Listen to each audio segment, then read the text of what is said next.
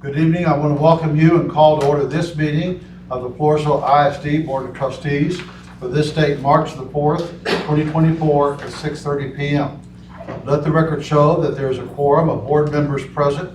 Myself, Joel Odom, Ms. Lina Martinez, Ms. Mona Reed, Mr. Stephen Shadrock, and Mr. Marshall Fleer.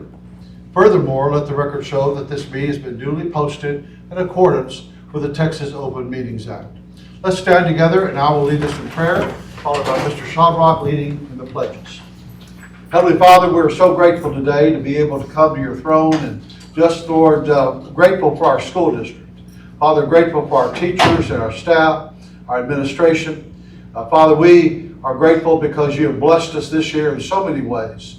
And Father, we ask for your continued blessings upon our school district, upon those, Lord, that work so hard every day to give our students the best education possible. Lord, we pray for wisdom and guidance tonight in making the right decisions. And Lord, we pray tonight that as we make these decisions, may you be pleased with all that we do and all that we say. In Jesus' name, amen. Amen.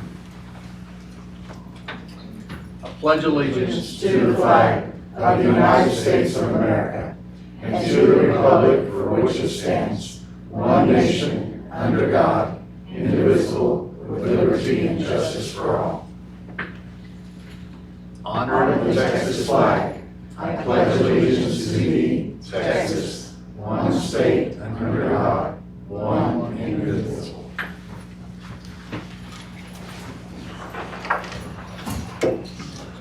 Now, Ms. Martinez will now recite our FISD vision and mission statement.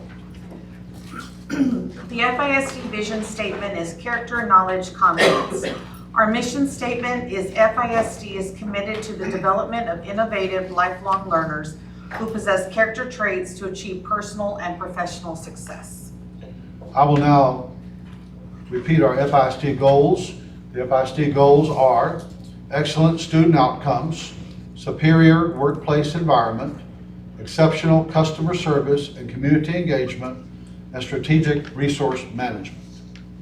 Now we will recite our FISD core beliefs. In FISD, we believe all students feel safe and supported in a developmentally and academically challenging environment. Families are welcome partners in their children's education. Faculty and staff are compassionate, dedicated, adaptable individuals who are student-centered. Campus leadership is fair, equitable, and clearly communicates and engages with the stakeholders. Superintendent and central administration lead with integrity, transparency, and clear communication to provide a well-resourced educational environment. Trustees provide student-centered and fiscally responsible leadership and transparent and ethical support of all stakeholders. We will now have an overview of good governance and code of ethics. Ms. Reed will recite these. Each month, we highlight one of our good governance indicators and code of ethics that the FISD Board of Trustees follows to promote the best interests of the district as a whole. This month, the code of ethics we are highlighting trustworthiness and stewardship. I will be accountable to the public by representing district policy, programs, priorities, and progress accurately. I will respond to the community by seeking its involvement in the district affairs and by communicating its priorities and concerns. I will work to ensure prudence and accountability use of district resources. I will make no personal promises to take private action that may compromise my performance or my responsibilities. Our good governance indicator for this month is mission, vision, belief, and the comprehensive statement of goals are developed and in place for the district. We will now have some recognitions for Floresville's ISD's Students and Teacher of the Month. Dr. Gilstrap. Yes, board members would like to call up Holden Barrett, our middle school principal, and he's going to be recognizing our 2 students and Teacher of the Month. Good evening, school board. Dr. Gilstrap, You superintendent. got to stand over here, not behind you. Oh no, get over there by him. There you go. Right over That by one. him. Parents, before I read off, There you go, that's good. over here. I just didn't want to stand behind you. Turn around, please.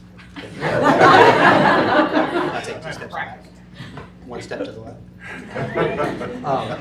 Parents, before I read off some of the qualifications as to how our students acquired their Student of the Month and some of the things that were said about them, some of the things that they do in and outside of the school, the first thing I wanted to communicate to y'all is that not only is this an award for your students, it's an award for the family. The values that I'm fixing to read have been instilled in them at a very young age. And these are things that Floresville Middle School, we're just fortunate that we get to partake in this. Thank you for choosing our school, and thank you for supporting us as we've had your kids on our campus for the last 3 years. I'm going to read through some of their characteristics, but again, this is an award for the entire family. Y'all put in a lot of work to get y'all's kids here. I very much appreciate y'all. Our first Student of the Month, Elijah Nieto. It is with great pleasure and pride that we announce Elijah Nieto as our Student of the Month. His exceptional achievements, both in academics and extracurricular activities, have not gone unnoticed, and we are thrilled to celebrate your accomplishments. Elijah, your passion for sports is truly inspiring. As a multi-sport athlete, you bring a level of dedication and skill that sets you apart. Whether that's on a field, a court, or a track, your leadership and sportsmanship shine through motivating your teammates and striving for greatness, causing them to strive for greatness alongside you. Beyond your athletic endeavors, your participation in Stock Show demonstrates your versatility and willingness to explore new interests. Your commitment to excellence in this arena is a testament to your work ethic and determination to succeed in all that you do. Furthermore, your consistent presence on the AB Honor Roll speaks volumes about your academic prowess. Your intellectual curiosity and diligence in the classroom are commendable, and your commitment to maintaining high standards sets a positive example for you and your peers. Elijah, you're not just a standout student, you're a valued member of our school community. Your positive attitude, kindness, and willingness to lend a helping hand doesn't go unnoticed, and you embody the qualities of a true leader. It is a privilege for Floresville Middle School to be able to offer you this award of Student of the Month.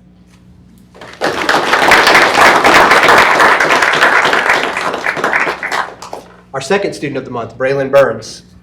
Braylon, we're thrilled to announce you as our Student of the Month for your outstanding achievements both academically and your extracurriculars. Braylon exemplifies the quality of dedication, leadership, and service that we hold in high regards at our school. Braylon's academic performance speaks volumes about her commitment to excellence with consistent diligence and hard work.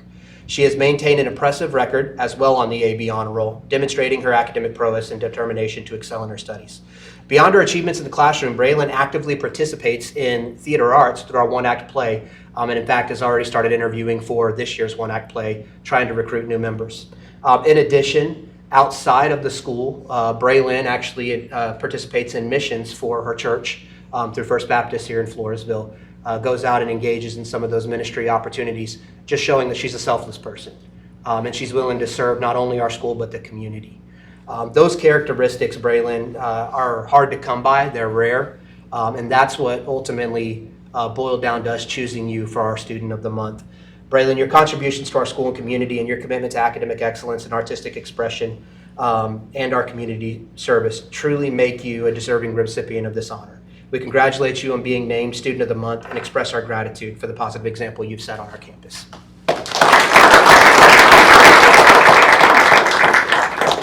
For this year's Teacher of the Month, same thing to the family of the teacher. Teaching can be taxing on a family, and Ms. Mottez is able to stand up here because of the support that you've given her. So again, this award is for y'all as well. Our Teacher of the Month, congratulations to Ms. Johanna Mottez. She's our outstanding history teacher. She's being named Teacher of the Month. She's taught here at Floresville ISD for 4 years now. She worked with us at the high school first and decided to move down to the middle school where she picked up teaching history. Prior to that, she worked at Sacred Heart and taught there at that private Christian university for a while. Ms. Mottez, her peers describe her as a caring team player who's a hard worker. Her passion for teaching and dedication to her students shine through everything that she does. Her innovative methods and deep knowledge for history make learning exciting and relevant for her students.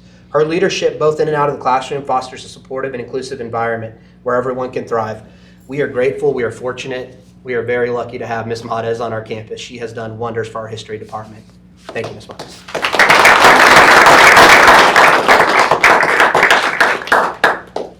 Braylon. Elijah, you're going to get a photo opportunity here. Congratulations, Ms. Mottez, on being named a Teacher of the Month in middle school. We appreciate the passion, the support, and the dedication that you bring to the classroom. And the fact that your coworkers speak very highly of you sends a really big message about what you try to instill in our students. We're very thankful to have you, and congratulations. Elijah and Braylon, gosh, such a wide array of talents you both have, from being on the stage and keeping up those A's and B's and showing the stock, participating in stock show. That says a lot about you being able to be so talented in all these different areas, and the hard work and dedication that we know it takes to be involved in multiple activities and still be able to come to school every day and do your best and shine academically as well. Congratulations on being nominated as Students of the Month. We're very proud of you. Make sure we get a picture. Make sure you got your certificate right side there. There you go.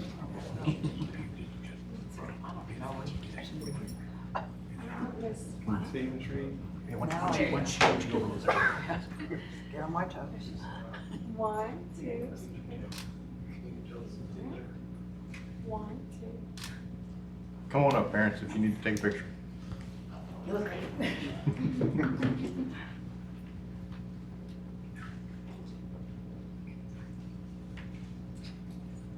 Proud moms and dads. Thank you very much. For my shaking your hands. Congratulations, sir. John will die. Congratulations, sir. I was one of the student teachers.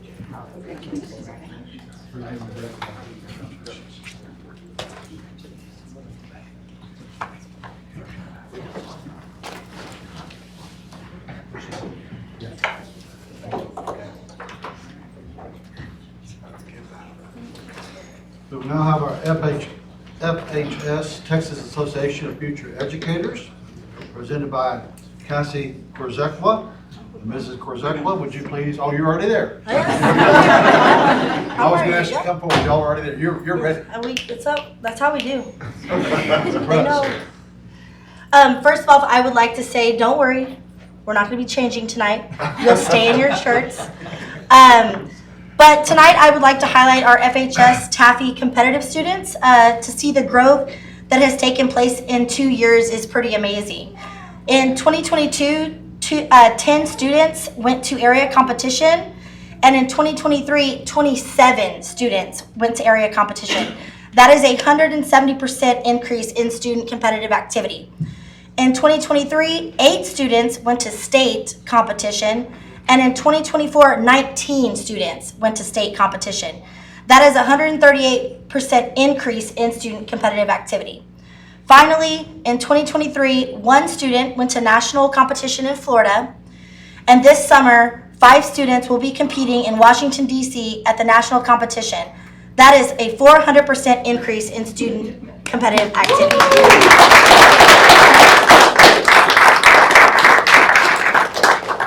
Proud is an understatement, and FHS Taffy is a force to be reckoned with. Go big or go home is how we do it, and I couldn't be more proud of these students that have taken a chance on their energetic and outspoken teacher and put that winning effort in their competitive events to really put FHS Taffy on the map. Taffy State competition happened this past week. We were there Wednesday, Thursday, and Friday, and this was at Kalahari Resort in Round Rock, Texas.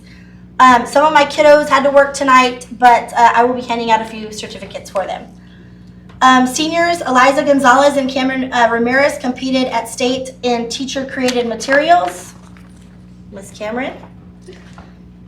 Sophomore Miley Bowers competed at state in exploring non-course subjects. FHS Chapter Officer at Large Senior Amanda Rodriguez competed in public speaking. Thank you, ma'am. Chapter Secretary Senior Ashley Martinez competed in job interview at state. Chapter Treasurer Senior Andrea Rodriguez competed in interactive bulletin board at state. Competing in creative lecture at state and punching her ticket to nationals, sophomore Cadence Mom.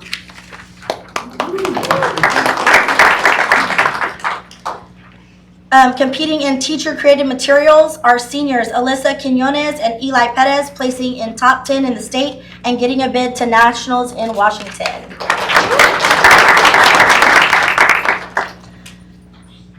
Competing in creative lecture and heading to nationals is FHS Taffy Chapter Historian freshman Chloe Asensio.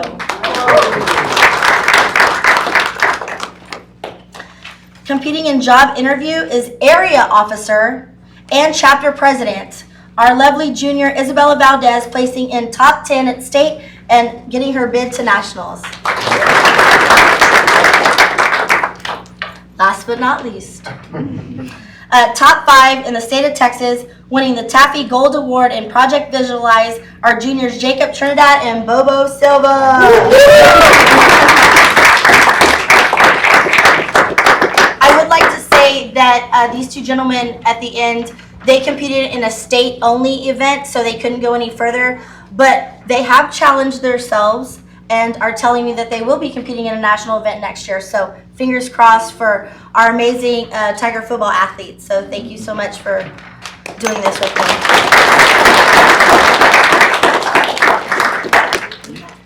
Yeah, I just want to say congratulations to all you on your hard work y'all put in to compete at the state and represent Floresville ISD. I also want to congratulate all you that are top 10 in the state and wish you the best of luck when you are going to nationals. I also like to thank Ms. Krzyzekwa for your dedication and time you put in with the students. It doesn't go unnoticed. And the students standing here with you are a direct reflection of your passion and your commitment to the program. You're molding these young men and women into successful educators, and for that, we are thankful. On behalf of the board, we are honored that y'all represent Floresville ISD. We're very proud of y'all and y'all's accomplishments, and we wish y'all the best of luck at nationals. I just want to add that as superintendent, very proud of you, very proud of your accomplishments, not only at the state level to make it to nationals, and obviously Ms. Korzekwa and her, how would you describe it? You're passionate and Energetic. She hasn't changed since high school. Couldn't be better. But in all seriousness, these are skills that translate into careers. This is a part of our CTE program. Athletics are great and fine arts are great, but these things right here are part of our CTE program, and it's so exciting to see each of y'all excelling in something that a lot of people don't think about, and it's getting into the future educators. We're very proud of you, and just know whenever you get to that point, we're ready to hire you back. All right? Yes. Thank y'all very much.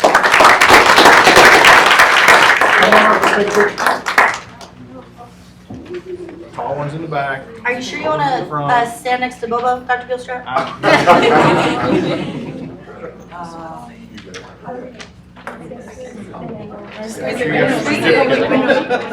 Make sure you have your certificate right side up, all right? Not upside down.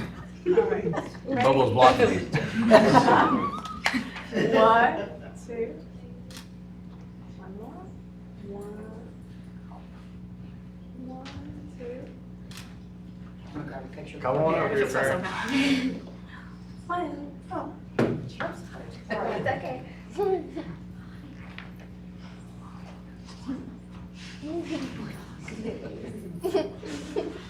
Hold your position. Hold your position.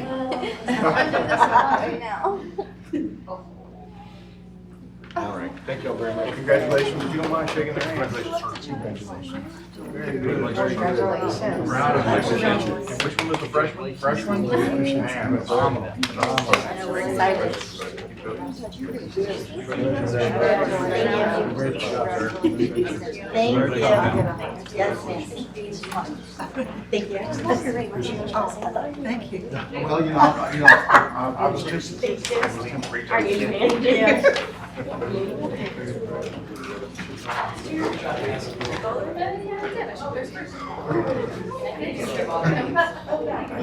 Oh, yes. I appreciate you.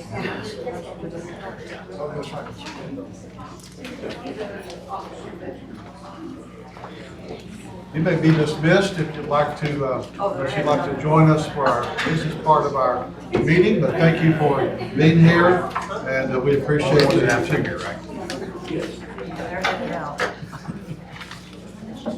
Ms. Petrie, do we have any public comments? Yes, sir. Right?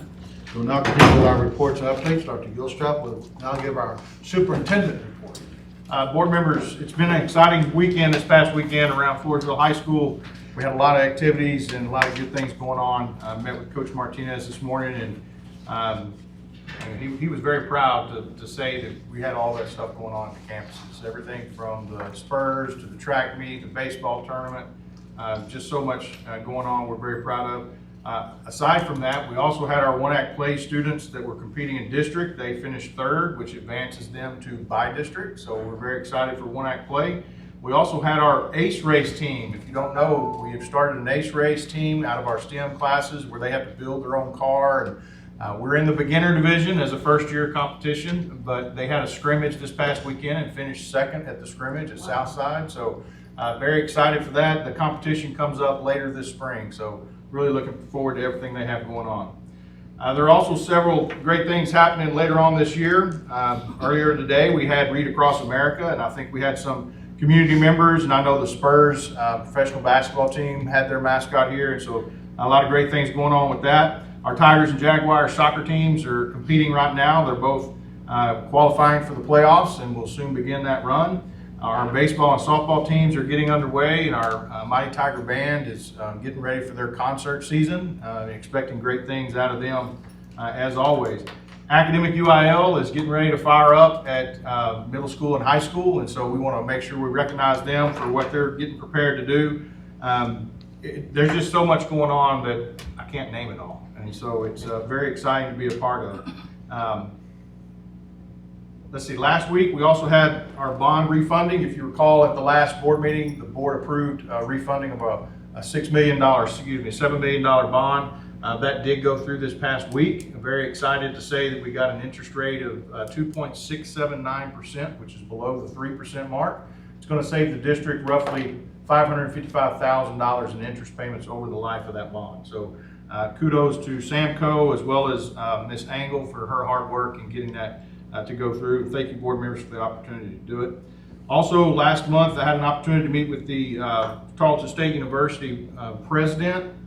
He came down to discuss an MOU between the district and the university. What they're offering is, if we agree to the MOU, is that our top 50% of our graduating class will have automatic admission to Tarleton, as well as receiving anywhere from $1,000 to a $3,000 scholarship, and that continues throughout their time while they're in school there at Tarleton. In return, we have to promote Tarleton, and not solely, it's not an exclusive deal, but we just need to, our counselors have to make students aware of those scholarships, we're aware of those opportunities. They also waive the application fee whenever you apply for college there at Tarleton. So Tarleton's a great university, and so we're very excited to enter into that MOU, which they've done with other districts, and excited about the opportunity for our kids to continue their education at Tarleton if they desire. The development of our random student drug testing program continues. Mr. Schroller is scheduling a meeting with administrators and some program directors in the coming weeks to develop some of the details that go into that program. I just want to keep the board informed as we progress through that. We will have an opportunity once the details are kind of set for us to present it to our community and get some feedback from families and community members on a couple of occasions before we come to the board and make that recommendation in the spring before we go into next school year. So we do plan on having that implemented for next school year.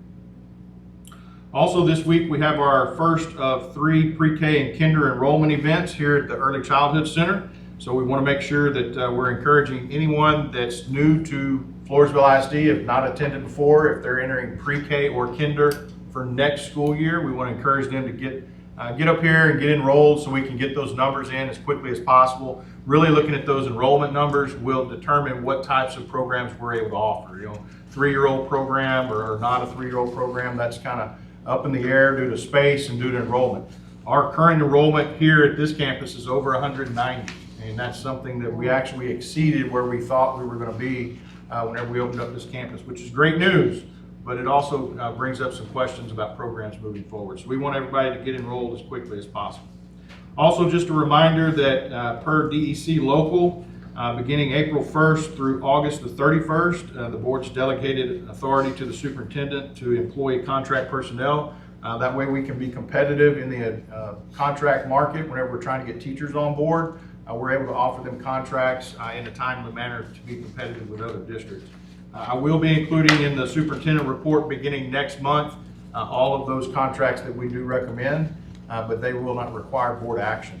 Next month, we will have our teacher contracts, our educator contracts in the agenda, in the superintendent report, but we'll execute those after the board meeting at the beginning of the month.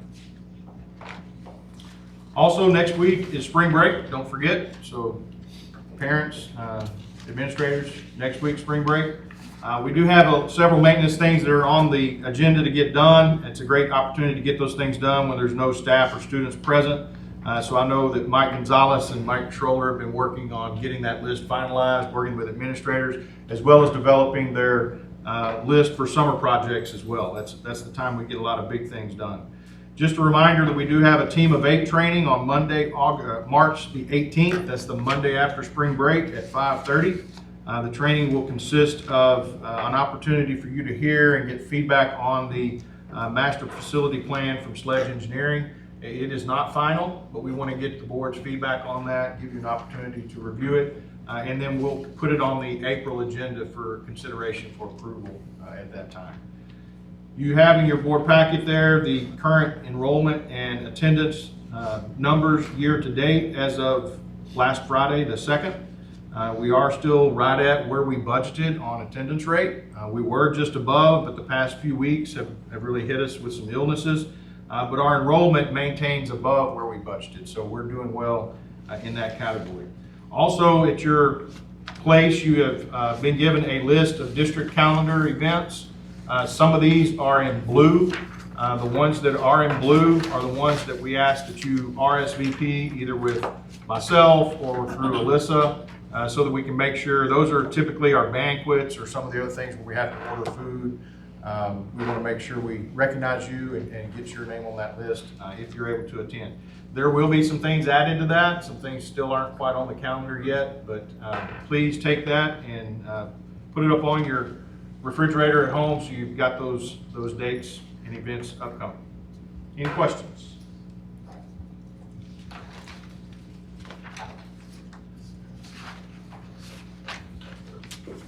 All right. All right. Thank you, Dr. Gilstrap. Dr. Gilstrap will now present a property value study report. So board members, we found out in late January, right at the end of the month, that we were having some issues with our property value study, and I've been kind of giving you some information in some of our weekly updates. I made a presentation or a little description to the principals and administrators and a couple other small groups, but I wanted to make this presentation to the board in an open session so that everyone understands exactly what this problem is and how it's going to affect us. So we've put together a brief presentation, and it does kind of start with just how public funding works, public education funding works in Texas, or at least how it should work.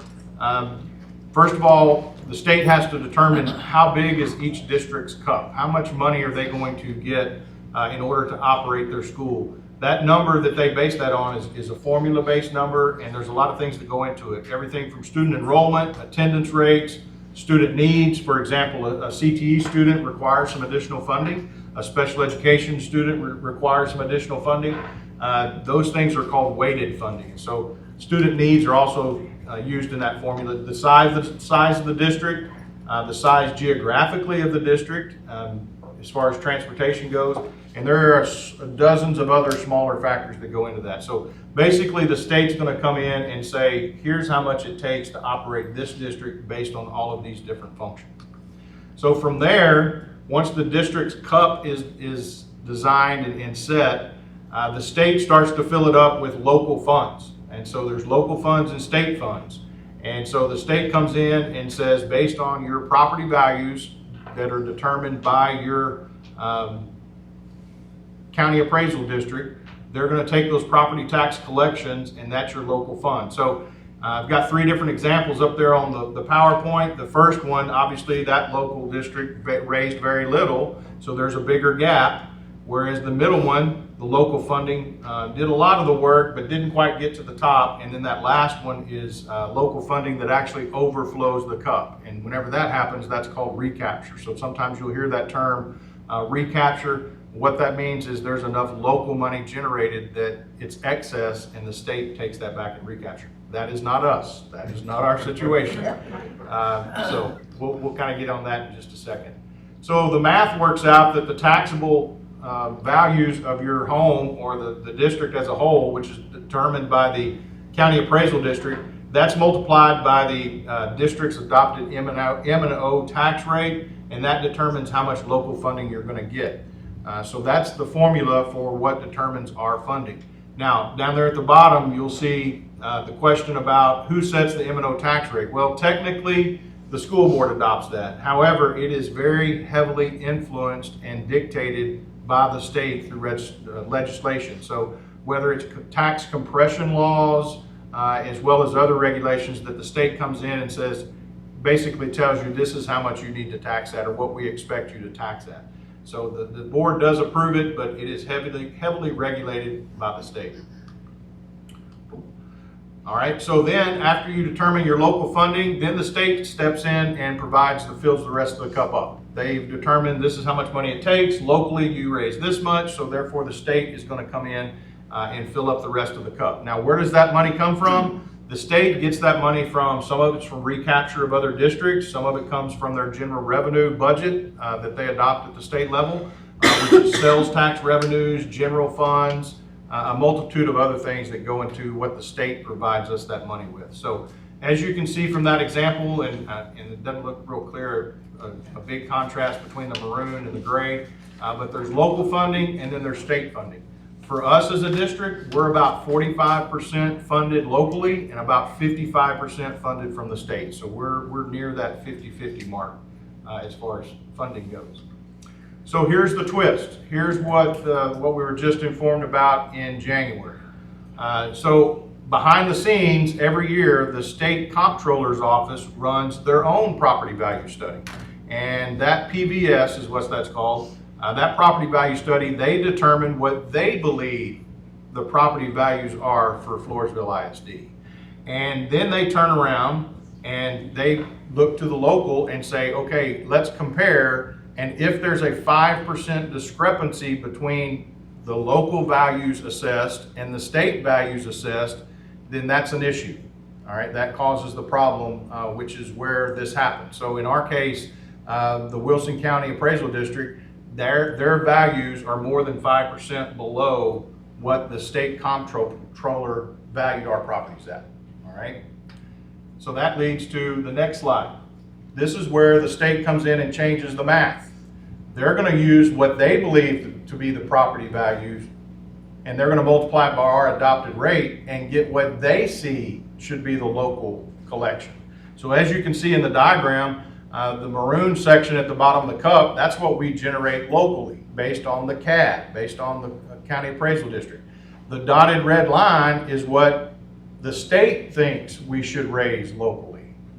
So then therefore the state comes in and fills up the rest of the cup from the red dotted line and not from the bottom. And as you can see, in the middle is withheld funds. So that is our dilemma. There is a discrepancy between the state comptroller's values of property and the Wilson County Appraisal District's evaluation of property values, and that discrepancy results in underfunding for districts. And this year, Floresville ISD has fallen into that category. That discrepancy, once it's over 5%, you do get 2 years of grace. We actually used our 2 years of grace previously, about, was it 3 or 4 years ago? 17 and 18 is when we used our 2 years of grace. And so the state has come in and said those two numbers have to come back into alignment with each other. It does result in an underfunding. Even though the state says, we know Floresville ISD needs this much money to operate, we think that the locals should generate more. And of course, locally, they say, no, the state should be filling the rest of that gap up. So you have a discrepancy between the county and the state, and the district's the one left short. This is completely out of the school board's hand. This is completely out of the district's hands. We have no control over this.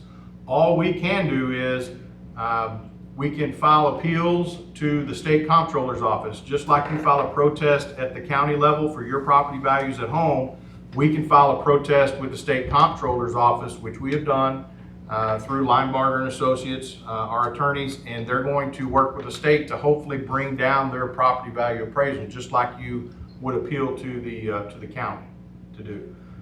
So it's a huge issue. It's a big issue for school districts across the state. We're not alone in this. These numbers are from 22-23. It is still a proposed number. It's not finalized till August. That's why we can file protest right now, which we are doing.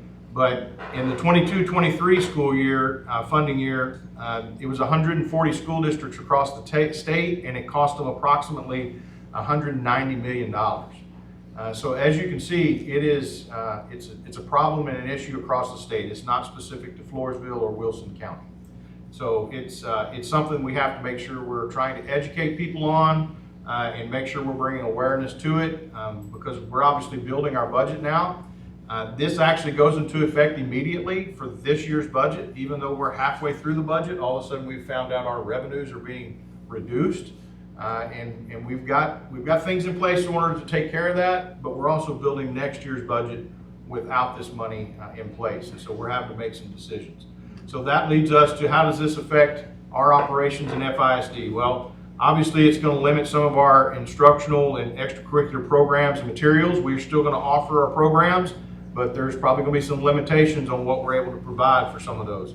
Competitive salaries and teachers for teachers and support staff. We want to be competitive. We want to recruit and retain, but this is going to be an issue whenever we're looking at trying to do those things. It's going to cause us to defer some updates on facilities and being proactive in some of our preventative maintenance issues of our mechanical systems. It's going to defer some of our maintenance to our transportation fleet. So these are some things we're always trying to address. We know those issues are out there, and we're still going to do everything we can. We're still going to do the right thing, but I just want people to understand that it's going to affect some of our operations. Our deficit budgets, which we adopted this year, as well as some emergency funds.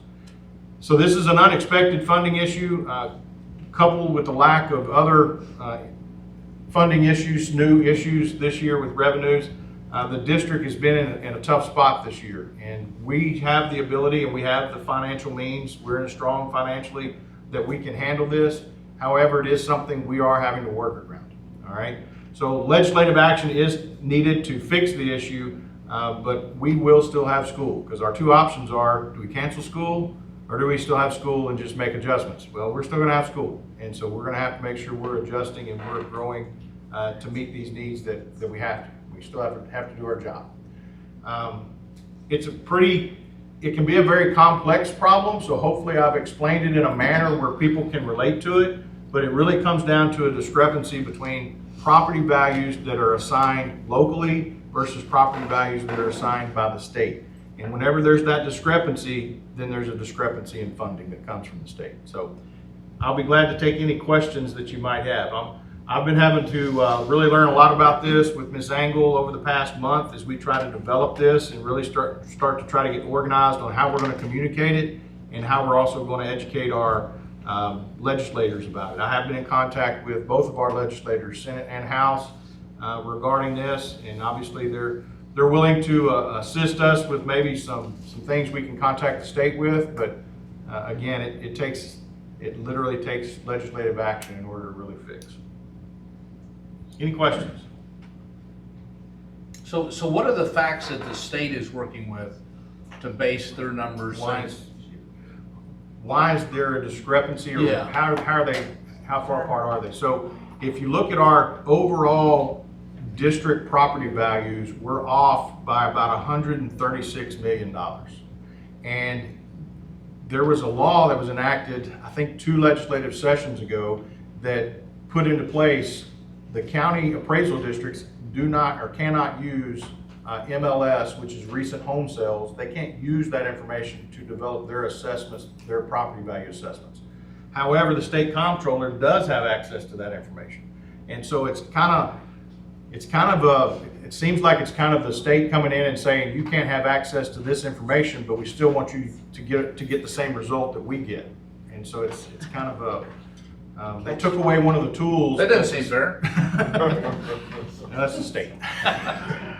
They took away one of the tools that the state gets to use, but the local does not get. I say local, the county, they don't get access to that information. So therefore, that's part of the discrepancy between this. And in talking to our appraisal district, that was one of the things that they pointed to, because my question was how did y'all get this far off from the state? And amongst other things, that was the biggest thing that they talked about, was the lack of certain information that they don't receive due to recent laws. But it's going to impact our current budget, not the budget we'll start with. It will impact our current budget. However, we will not realize it until our settle up money in September, because it doesn't become final until August. So I'm still a little trying to figure out exactly what it's going to look like in our audit, because I know that audit, or our fiscal year ends June 30th, but we're not going to realize that loss till September. We'll So, have to make the best guess. It'll have to be a best guess. so it will be reflected in this year then. Yeah, because the auditors will come in and help me make that determination. Okay. Have So they yes, it will always- affect this year. Have they always done it, like they'll do it this year instead of applying it like to next year? No. It's House Bill 3. Yep, House Bill 3 Oh. from the last legislative session, where they had the massive overhaul of, that's 2 sessions ago, massive overhaul of school finance and how, teacher raises and some of those things. In there with that was, it said that property values will be assigned to current year values and not last year's values. Yeah, it was previous year before, so in the past legislation, it would have affected next year, but they changed it House Bill 3 to be current year. So- And midterm? Jesus. Yes. But and like I said, we've got money in fund balance, and so we're healthy financially, that we can handle that. We just have to be cognizant of it as we build next year's budget and move forward making decisions. But that slide you had up to the 150, 140 school districts, hopefully the legislatures, those in Austin, are listening and seeing that this is a major problem for more than just Floresville. I would say yes. This is an issue that I've heard superintendents and legislators talk about, but I've never really had that much in-depth knowledge of it. I just always kind of thought, thank goodness that's not me, or that's not us. But now here we are in that boat, and so I'm really educating myself on exactly what the issue is. From my understanding, I was on a call the other day. I think the number of 140 districts is coming down. I think it's approximately 120 districts this next year is what I'm being told. That's currently. We'll see what happens whenever all the appeals are done. But that number could be coming down, and that could be the state trying to do something to make it right, hopefully over time. But we are now considered part of that group. And there again, your coffee mug example of that recapture, so that money's still going in from somewhere, it's sitting somewhere. This $190 million that they shorted the 140 schools last time, that money was determined by the state. The schools need this money in order to operate, but they didn't give them the money because they felt like, well, you should be paying more locally than what you already pay. And that's one thing I want to be real clear about too. We are not, and I'm not out there saying local needs to generate more money. No, I'm saying the state needs to pay more money. That's where that gap is. Because they have the money. They've determined, it's not like they have determined we're overspending. That is not it. They are determining that you need this money, we know you need this money, but it's just an argument of where that money comes from. Any other questions? I know that made a lot of people real happy. But it is our situation that we're having to deal with as we continue our development of next year's budget. Are you gonna have a public thing where they can look and see the coffee comparison, which would make this good?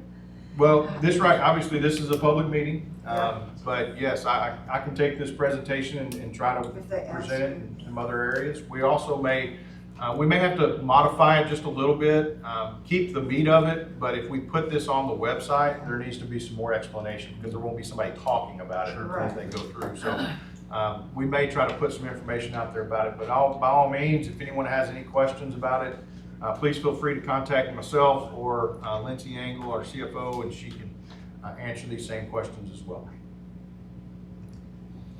Thank you, Dr. Gilstrap. Next on the agenda is item number 5, action items. First action item is the consent agenda. Yes, board members, Typical consent agenda this evening, we do have a donation for a car, actually. This came from Edward Shepard, or William Edward Shepard. He's donating that car to our CTE program so that our kids can basically tear it apart and rebuild it and use it in our auto mechanic shop. So they're very excited to get that project and be able to go in there and educate themselves on it, make a few mistakes on those vehicles so that they can learn from those mistakes and then get ready to pass some of their industry-based certification. So it'll be a very valuable tool for our kids, and we're very excited to accept that donation. It is over $1,000, so it does require board action, and we've included it on the consent agenda. If there's not any questions, administration recommends the board approve the consent agenda as presented. I make the motion to accept the recommendation of administration. Do we have a second? I second. Second, sir. All right. Any further discussion or questions? All in favor of accepting the administration's recommendation, let me know by raising your hand. Anyone opposed? Motion carries 5-0. Now we will consider approval of adult meal prices for the 24-25 school year. Ms. Engel. Good evening. It's actually for the 23-24 school year. Sorry to label incorrectly. We have already discussed meal prices. At the time, the auditors from TDA told me it did not need to come from the board, but when we got our results of the audit back, they said it did need to be approved by the board. So that's why I'm bringing it to you this evening. We'll be increasing, and this is what we've been charging this year, we just haven't had a court action. So adult meal lunches will be $4.75, which is a 5-cent increase from previous year, and breakfast will be $3.10, which is no increase. Any questions on that? If not, administration recommends the board approve the price for adult meals for the 23-24 school year as presented.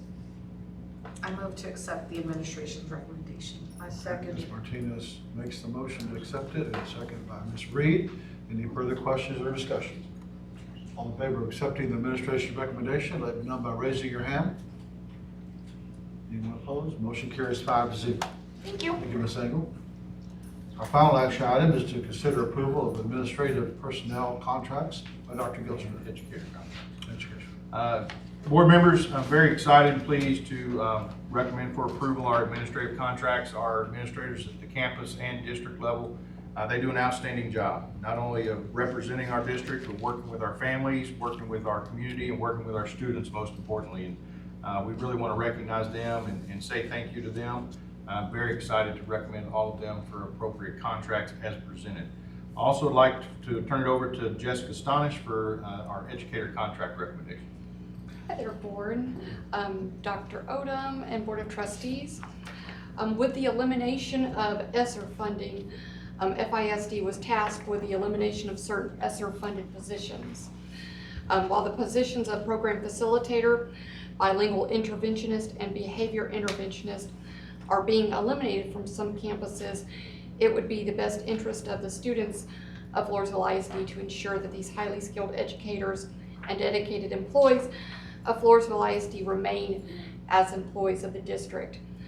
So these educators that were affected by these budget constraints have been notified that their positions will not be here for the next school year.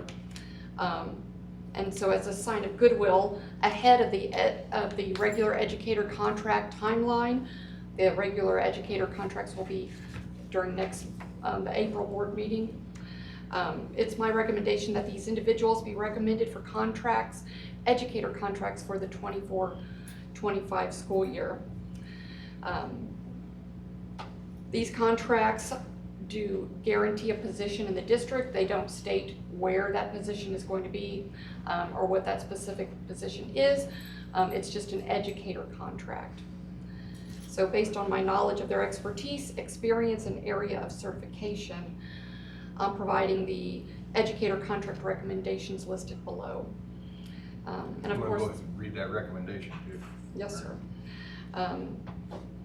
The 24-25 school year, 10-month, 187 educator term contracts are being recommended tonight for Amy Carter, Gail Gilstrap, Amber Galama Hussein, Tara Kazawick, I butchered that, Lisa Lucio, and Haley Nelson.